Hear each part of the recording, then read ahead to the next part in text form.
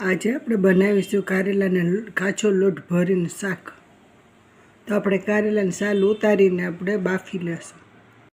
તો આપણા કારેલા છે તેની સાલ ઉતારી લીધી છે. આપણે આ રીતે આપણે મીઠું ભરીને બાફવા મૂકી દઈશું. તો 3 સીટી વગાડી લેશું. આપણે પાણી મૂકી દીધું છે, ત્યાર પછી આ રીતે આપણે ખુલ્લા જ કારેલાને બાફી લેશું. તો 3 સીટી વગાડી લેશું.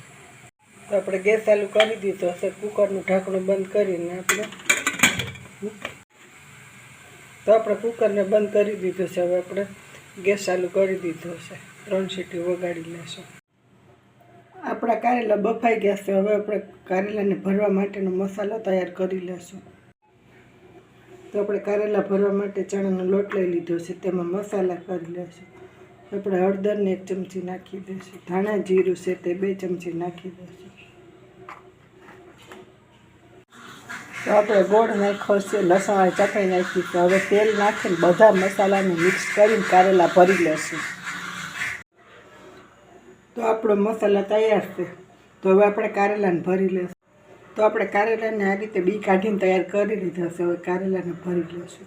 કારેલા આપણે ભરી દીધા છે. હવે શાકને વઘારી લેશું. તો આપણે ગેસ ચાલુ કરી લીધો છે, તેલ મૂકી દીધું છે. હવે આપણે રાઈ નાખીશું.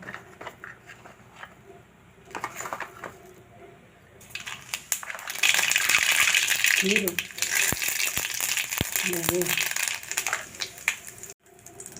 તો આપણો વઘાર તૈયાર થઈ ગયો છે. હવે આપણે કારેલાને નાખી દઈશું.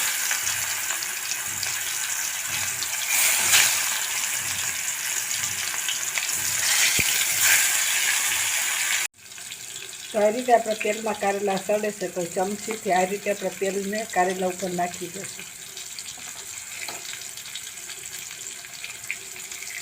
ત્યાર પછી ધીમા ગેસ ઉપર આપણે ચડવા દઈશું 3-4 મિનિટ. તો આ રીતે આપણો લોટ સરસ મજાનો પાકી જાય છે. કાચો લોટ રહેતો નથી અને સરસ મજાના કારેલા બને છે. એમાં કડવા પણ નથી લાગતા. તો આપણે અડધો કપ પાણીનો નાખી દઈશું.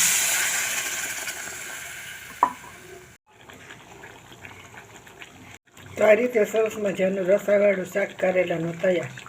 બાજરાનો રોટલો કારેલાનું શાક ને છાશ. તો આ રીતે આપણું જમવાનું તૈયાર.